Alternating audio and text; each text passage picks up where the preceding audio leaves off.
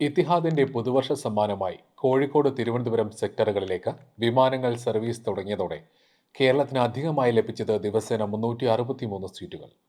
Covid കാലത്ത് നഷ്ടമായ സീറ്റുകളാണ് പുനഃസ്ഥാപിച്ചത്.